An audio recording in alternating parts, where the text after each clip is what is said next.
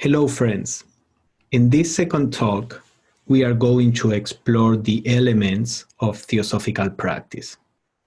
In our previous talk we saw the general structure of what we can call the yoga of theosophy. So today we are going to explore the different areas or disciplines or practices that compose this kind of yoga. So let us start by reviewing the idea of the need for practice. In our previous talk, we mentioned that the founders of the Theosophical Society wanted theosophy to be made practical. So let's see a couple of quotes about that. Blavascu wrote, "The paradoxes of occultism must be lived, not uttered only. Herein lies a great danger, for it is only too easy to become lost in the intellectual contemplation of the path, and so to forget that the road can only be known by treading it." So the general idea is that theosophical teachings are a map so that we can understand where we are going, and how to proceed to attain the goal. But as Blavascu says here, it's very easy to forget that the teachings are only a map and have the impression that because we are learning about the map, we know about the territory that the map describes symbolically. And the motto of the Theosophical Society, "There is no dharma higher than truth." The word dharma may be translated in several ways, one of which is spiritual teachings. So this means that truth is always beyond any spiritual teachings that can be given, because the teachings, words per se, are a symbol of reality, not the reality itself. So any teaching that can be given, it's only a symbolic representation. And what Blavascu is implying here is that we should be aware of this and not forget that knowing the concepts is not the same as knowing that which the concepts describe. And then Annie Besant, from a more applied point of view, says, "Concrete thought finds its natural realization in action. And if you do not act out a thought, then by reaction you weaken it. Strenuous action along the line of thinking must follow the thought. Otherwise, progress will be slow." So even from a practical point of view, when we learn about this particular worldview, if we don't try to apply that view, if we don't try to live to the extent that we are able at the moment, according to this view, then our understanding weakens. There is, she says, as a reaction, a kind of reaction, so that the more we incorporate information that is not properly assimilated and integrated in our lives, the more confusion will result. So there is a constant interplay between acquiring information, processing that information so that it becomes a deeper understanding, and then living according to this information so that that understanding becomes true experience. So the first element we are going to look at is that of study. As I mentioned at the end of the previous talk, study is an important component of theosophical practice. Now, the study has several aims. I would say the first aim is that of presenting a person with a new perspective of life. Normally we are born and educated with a perspective of life that is adequate to some extent to a mundane life, how to follow an education, a career, how to be more or less successful, etc. Now, that particular perspective of life may not be in tune with the spiritual perspective.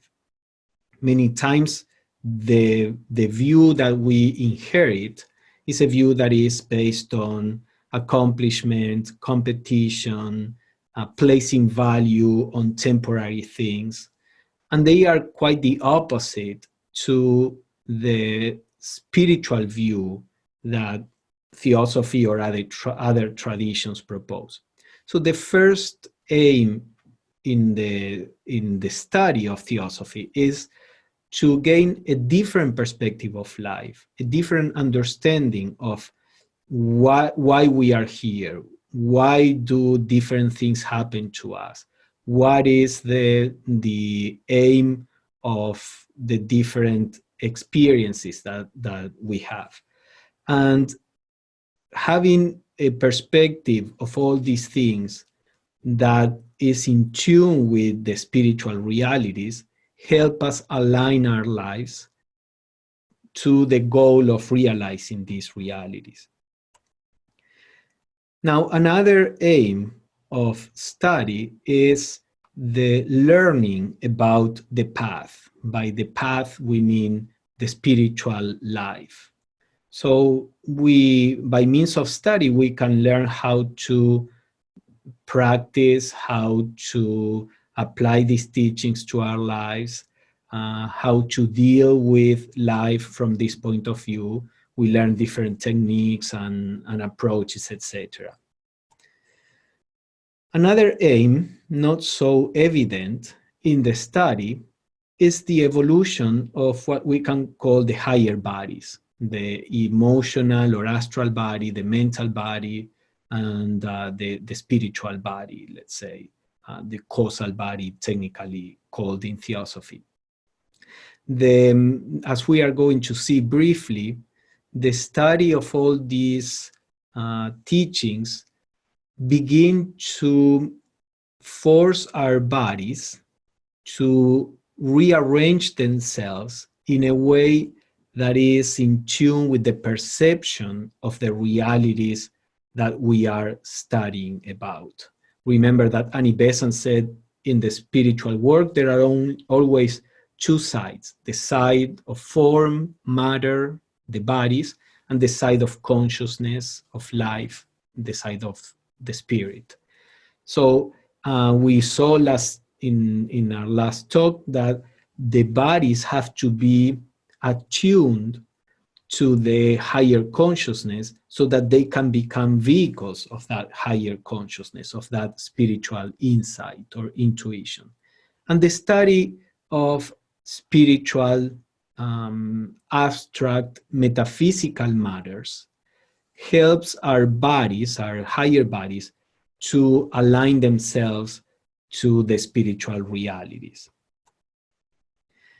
Then another aim of study is the unfoldment of consciousness. So this is the effect on the other side of evolution. Because as we contemplate life from the spiritual point of view, from the point of view of the spiritual realities, our consciousness begins to be able to grasp that kind of perspective.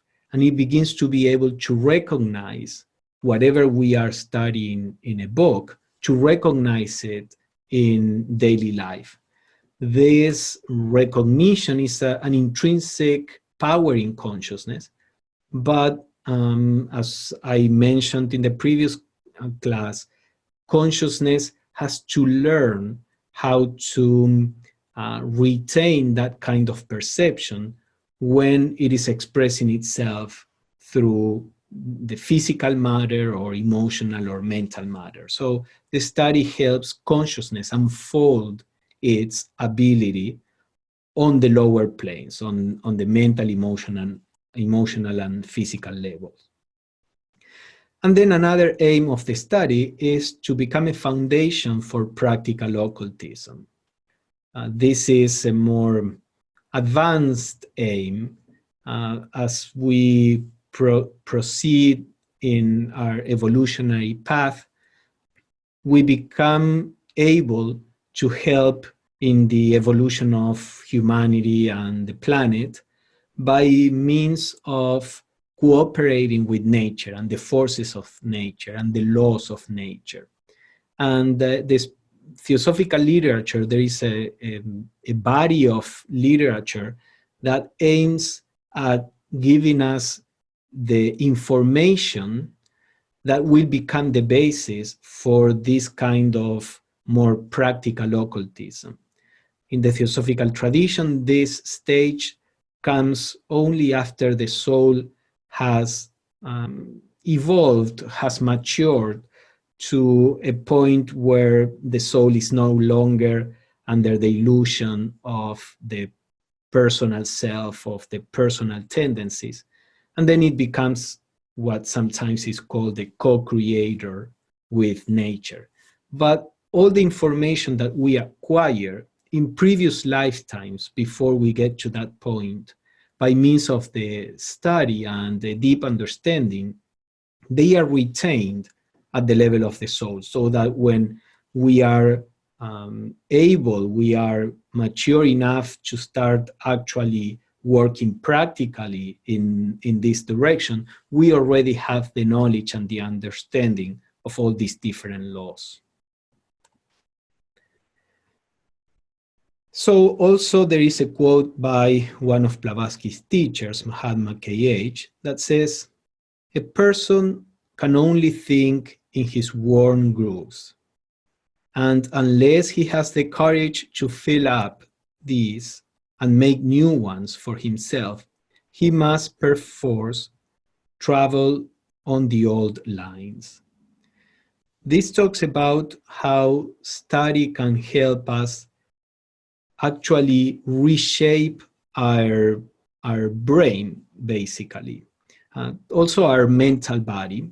But as we are going to see, Blavatsky applies this even to the brain.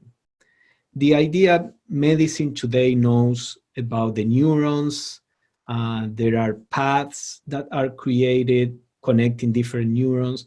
And those, let us call them paths, become a way in which our brain is used to interpreting reality.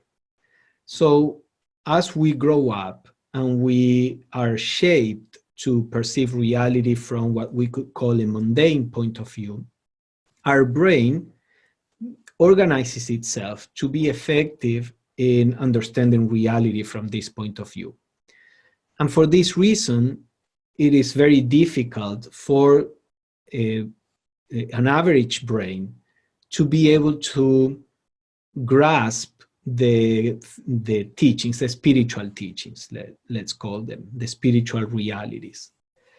Now, when the soul is awake enough to the spiritual realities, it is trying to permeate the brain with that intuition, as we talked in the previous talk, with an intuition of the spiritual realities.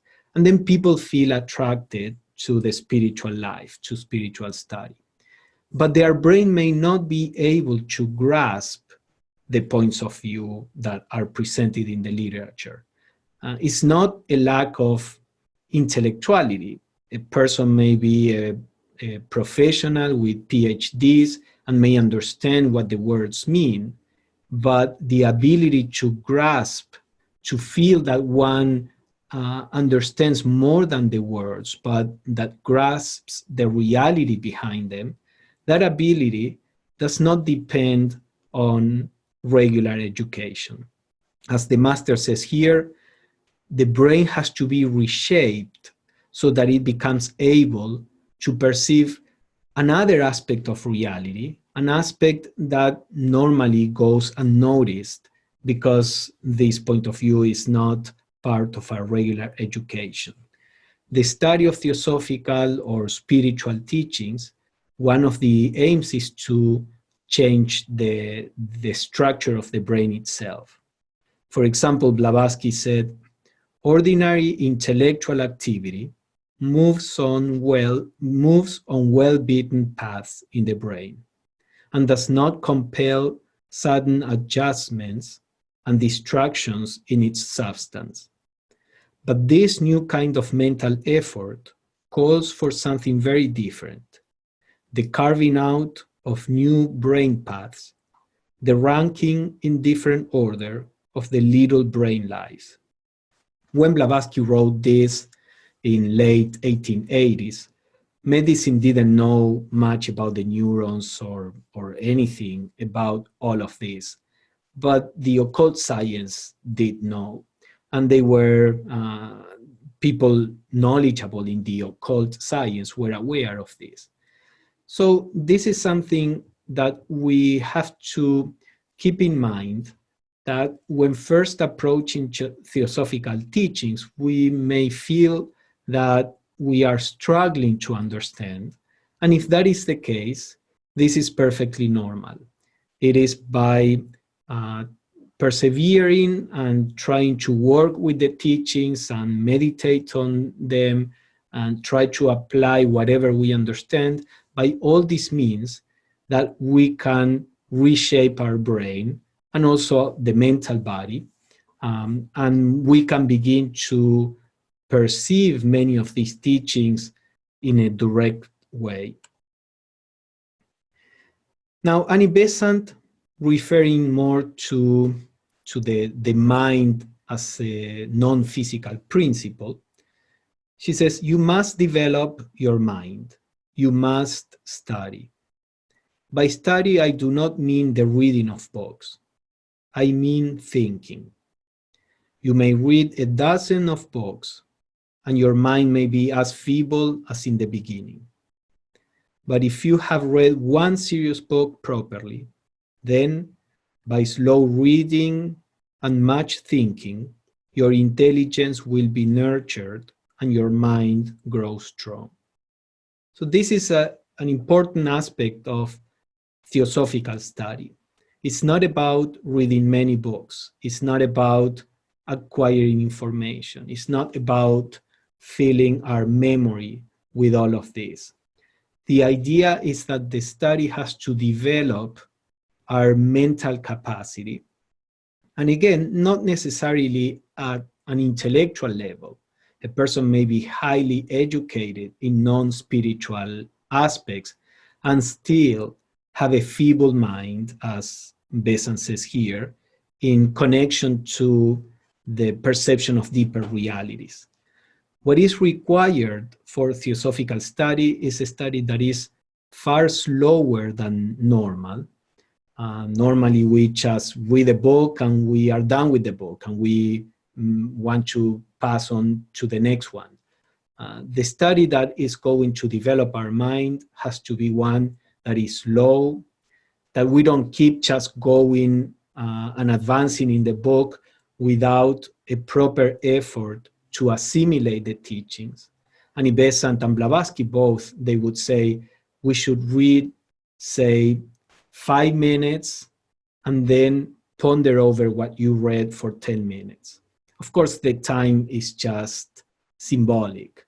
The intention here is read a paragraph, read a page, read some fragment of the text that is proposing a deep idea, and stop and ponder over it.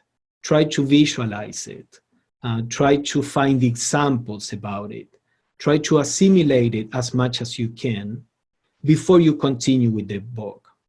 This may cause you to read one book a year, but that is perfectly fine. From the spiritual point of view, one book a year, well read, is far more profitable than reading one book a month without the proper assimilation. And then, of course, there is the effort to apply that understanding to daily life, little by little, to try to understand our daily activities from that point of view. How would we interpret what is happening to us, taking into account these teachings that we are studying and ponder over.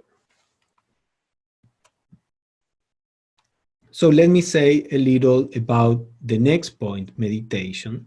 Of course, we can spend a whole day with each one of these points. I have a class called the Yoga of Theosophy where I do spend a long time with each one of these elements, but the intention in this talk is to present a general view of the whole system.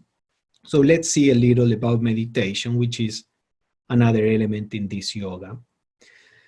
Dora Kunz said, meditation is often advocated as a relaxation technique or a method of reducing stress. And it can be very helpful in these ways, but it has much deeper aspects. Its greatest potential benefit lies in the fact that it offers access to dimensions of consciousness which lie beyond the personal self. And I think this last part of the sentence is key in understanding theosophical meditation.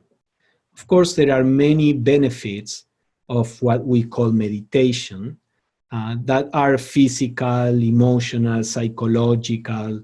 We release stress, we may encourage positive feelings, we may increase the sharpness of our mind or concentration, although things are true. But from the theosophical point of view, those are secondary effects, rather side effects of the proper practice of meditation. The aim in theosophical meditation, the goal, is, as Dora says here, to access dimensions of consciousness which lie beyond the personal self. Remember that in the previous talk, we said that the goal of the Theosophical Yoga is to realize our true nature, the true self, which is the universal self, which is a dimension of us that is beyond the personal dimension.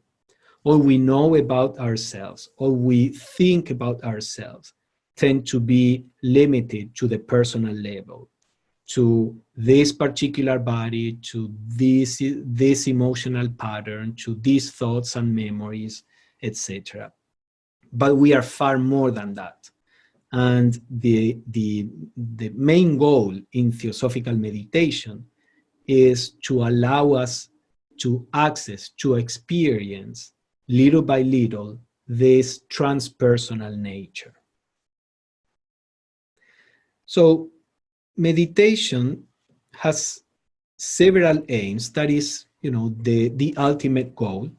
Now we can talk about different closer aims as we develop the practice. And one of them is to generate in us the habit of thinking of high and holy things, because our regular life is constantly calling our attention to what we can call, again, mundane life, which is perfectly fine. We need to pay attention to the survival of the body, to the protection and survival of people who may depend on us, our interactions in society, etc., etc. But the problem is that this becomes, for the most part, our only aim in life. So by meditating every day, we begin to generate a habit of thinking of higher things that are not connected to my personal self. Of course, they will influence my personal self, my personal life, but that will be a side effect. We start being interested in that which is impersonal or perhaps transpersonal, that which is spiritual, that which is eternal, universal, as opposed to everything that is personal and transitory. Another aim is to develop character, in the sense that we become that we contemplate, that we think about, that we spend time with. So meditating on spiritual aspects of life, ourselves, the universe, begins to shape our character in a similar way. So we begin to develop virtues, because virtues are the expression of what we call truth or reality. The more we contemplate truth, the more we will express our action in a way that is in tune with truth, and that is what is called virtue. So meditation helps us develop a spiritual character, let's say. Then it also helps in the evolution of the higher bodies. Similarly to what happens with the study, we begin to make our higher bodies vibrate in a way that restructures them so that we can perceive the spiritual realities. It also helps in the raising of consciousness from the personal into the transpersonal, as I was thinking, as I was talking about. Thinking is a good thing, but the actual raising of consciousness to the actual contemplation of spiritual principles is something that is a further result of meditation. Then, as we raise our consciousness to our higher nature, which in the Theosophical view is our true nature, we begin to realize who we really are, or what we really are. Of course, this realization begins in a more intuitive way. It is more of a feeling. It is more of a certain sense of this is my reality, not the personal one, for example. And with practice, this intuition becomes clearer and clearer. And finally, as we realize our true nature, we realize that we are one with everything, because as I mentioned in the previous talk, our true nature is the universal self. So all these are different aims that the practice of meditation can help us with. As to the general structure of meditation, Wallace later said, in the broad exercise of meditation, there are 3 steps. Concentration fixes the mind on the subject. Meditation leads the mind around the subject to understand it. And contemplation takes consciousness beyond the mind. So in this approach, there are these 3 steps in meditation. The first necessary step, that is called concentration, is to develop the skill to place our attention on the object of meditation. It can be a spiritual concept, it can be our true nature, it can be a particular sacred personality. There are many different techniques of meditation. But for any technique of meditation to work, we have to be able to pay attention in a steady way. Because if we are constantly being distracted, then we don't have the opportunity to go deeper, to merge with that which we are meditating on. So the first step in the practice of meditation is to train our minds to focus, to concentrate, to pay attention steadily. And there are different techniques for this. As we develop that ability, then we can take advantage of the different techniques of meditation that are recommended in theosophical literature. Some of them, as I mentioned, have to do with pondering over spiritual truths and concepts. Some others have to do with visualizations, some others with a sense of devotion and unity with a sacred personality or object or principle. There are other meditations that have to do with the dwelling in a state of awareness. There are different approaches. And as we saw in the first class, the different approaches are necessary. So when we develop the ability to concentrate our minds, and this may take several years, then we can start working on the different techniques with some degree of success, let's say. What I mean by that is that now the practice of these techniques may take us to where the techniques are aiming to lead us. So this is the step in which we are actively engaged, whether intellectually or emotionally, with the particular technique. But that is not the end of the story. The aim of meditation is not the technique.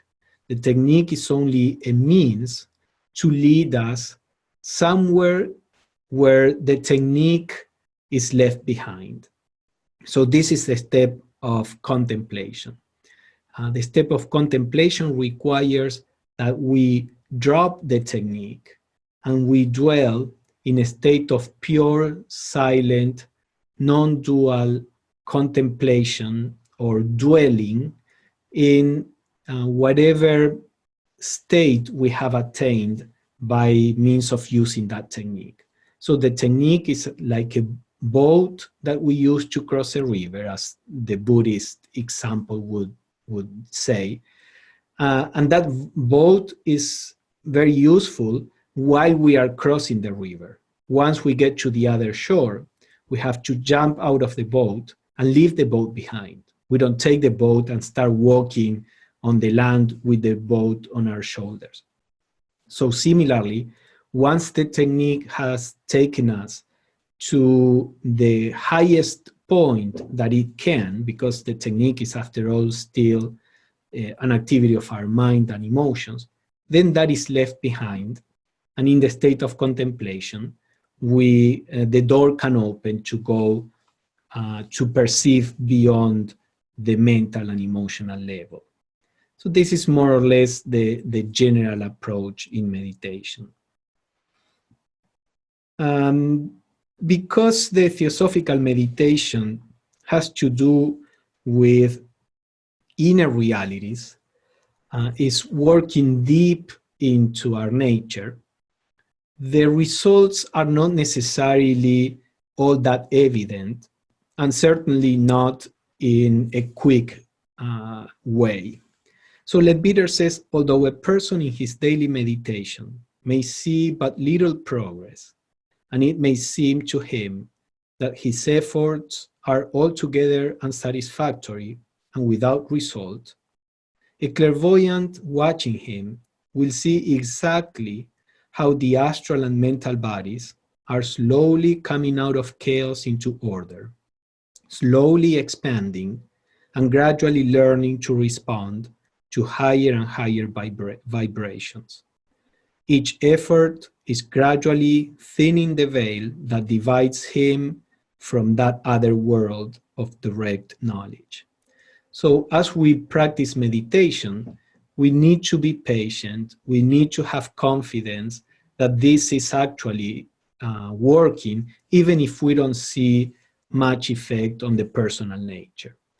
Meditations that aim at producing a more superficial effect can give us some more immediate results. If my aim in meditation is to feel good, and I apply a technique where I try to encourage good feelings, then I can have a quick response. I can have an instant gratification out of that meditation.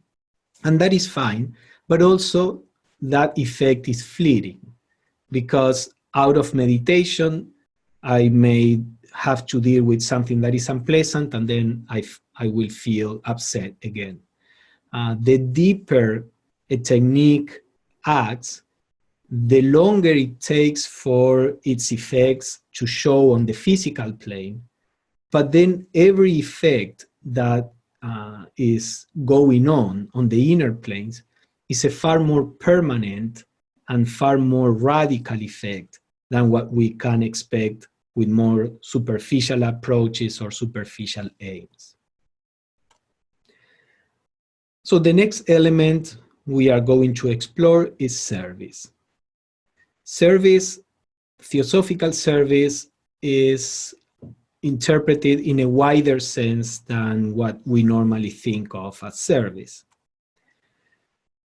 First, service is a spiritual practice. We have seen in a quote in the previous talk that it is only by helping humanity that we can really attain happiness, liberation, however we want to call it, because we are one with everything. And the very fact of working or living in a way that takes into account the whole, that in itself is a practice that purifies our own nature from the ignorance of separateness or the sense of I am different from you. So service in itself is a spiritual practice. Now, it is also a spiritual duty, because service that is done because it is beneficial to me is not real service. Of course, at the beginning of the practice, we may start in that way, but as we mature, we soon realize that what is valuable in an attitude of service is that we actually help people. If we are benefited by that, well, that is a side effect, but it's not the motivation of our service. So little by little, we begin to recognize that service is a spiritual duty. The word duty may not be palatable for some people, but I use duty in a sense that doesn't imply outside compulsion. So, for example, if there is a newly born baby in our family, we may be disposed to make a lot of sacrifices to protect that baby out of love. And if you look, you have the sense that it is your duty. You are a parent, for example, and this is what you do simply because you are a parent. It's not that if you are a mature person, it's not that you do it because the police will come otherwise, or because you will be fined, or because others will judge you. The sense of duty that I'm talking about is a sense of duty that is connected to a sense of love and protection and responsibility. So with the aspect of service, little by little we start feeling this joyful responsibility. As a human being, I am here to help all these other aspects of myself. And that's an important part of the practice of service. Now, because the theosophical tradition looks at a human being as a multidimensional being, not just a physical being, service also responds to that particular perspective. So when talking about service, we don't talk about only the physical service in the sense of addressing physical needs in people, but there is also psychological service. That means helping people to have a healthy emotional life, to have a sound and healthy understanding of life. And there is also a spiritual aspect of service. So we can work trying to help humanity on any and all of these levels, according to where life puts us, according to our abilities, according to the environment that we have an influence on. The service may be more physical or less physical, more widespread, reaching more people, or more local. It doesn't matter. What matters is our disposition, our paying attention to the welfare of people on whatever level the need happens to be. Then self-transformation is also a form of service, because we normally, in the theosophical view, emanate who we are. We are constantly emanating a kind of influence. So if we are peaceful, or if we work in ourselves to be peaceful, or more peaceful, more loving, more harmonious, then we become that kind of influence. Changing myself is a form of service. I'm not working on myself, the typical theosophist would say, not working on myself to attain my liberation. I'm working on myself because this is impacting the whole of humanity, without any sense of undue arrogance, in the sense that my little being can transform the whole of humanity. What we need to understand is the opposite. We are the whole of humanity, and that wholeness expressing through this particular being has the responsibility to make this fragment of reality as much in tune with the overall reality as possible. And in that way, it is helping the whole of reality. And also because of this deep connection between others and ourselves, when we change something in ourselves, that change is also being communicated to the whole of humanity to some degree. So a few quotes about service. The seeker must become active in well-doing. No negative goodness suffices for him who would be a knower of the self. So remember, we mentioned this in the theosophical view. Negative goodness, in the sense of I am good because I'm not doing evil things, is not enough. We are part of humanity, an intrinsic part of humanity, and we have this spiritual responsibility to actively help in one way or the other the growth of humanity, the evolution of humanity, and all sentient beings. So as ill-doing strengthens the sense of separateness, so does well-doing strengthens the sense of unity. Only as the seeker engages in the service of others, seeks their good, considers their interests, yokes his strength to theirs, will there begin to dawn in him that right discrimination, viveka, many times translated as wisdom, which is the first qualification leading to the path. So here is similar to the quote from The Voice of the Silence that we read in the previous talk. It is by engaging, by becoming a force for goodness in our lives, that we can begin to access wisdom. So Blavascu says, our philosophy teaches us that the object of doing our duties to all men, and to ourselves the last, is not the attainment of personal happiness, but of the happiness of others. The fulfillment of right for the sake of right, not for what it may bring us. So this is what I was mentioning. As we mature, we begin to be interested in doing the right thing just because it is right, not to gain any karmic points, not to gain heaven, not to get anything from it. We do the right thing because this is who you are and this is what you do. And this is a mature way of dealing with life and service in this particular case. One in which our self-centeredness has given way to a perception of the totality. And Blavascu says, happiness, or rather contentment, may indeed follow the performance of duty, but is not and must not be the motive for it. So of course, we will naturally feel happy when we help others.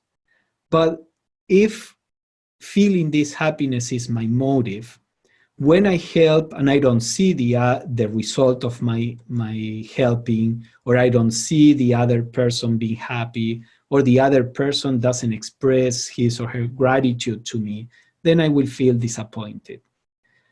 When we are not seeking happiness through service, of course, when we see that we are helping, we feel happy. It's a natural response. But if we don't see the result, it's perfectly fine. We do it and we trust that what we do will help to some extent at the appropriate time. So this is, again, keeping in mind that service, of course, we can start with a more personal motivation. All of these practices, we normally start from a more personal motivation. But what these quotes are presenting is the aim, where we are aiming at. And Blavascu says, to seek to achieve political reforms before we have effected a reform in human nature is like putting new wine into old bottles. Make men feel and recognize their real duty to all, and every old abuse of power, every iniquitous law will disappear of itself. No lasting political reform can ever be achieved with the same selfish men at the head of affairs as of old. So basically, before an outer revolution can have some permanent result, we need an inner revolution. We need an inner transformation. When the inner transformation happens, the outer reality will shape itself naturally to that inner transformation. If we merely change external systems, but we as humanity remain as selfish as before, we will find ways to corrupt the new systems. So while it is necessary to work on the external aspects, what will solve the cause of human problems is to work on this inner transformation. So in our service, we can certainly pay attention to external action, but we should have the internal action, the internal realities, and helping others to transform their internal realities. That should be a very important aspect of our service.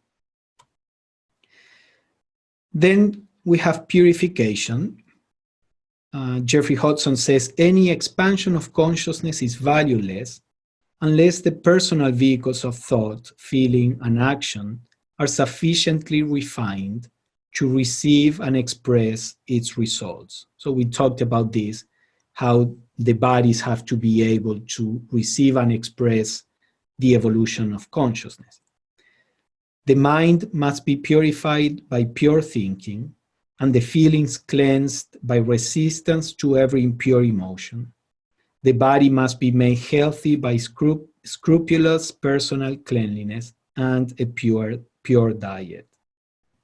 So in the theosophical practice of purification, we work on these three levels, and there are different approaches and techniques to purify our thoughts, our emotions, and our body.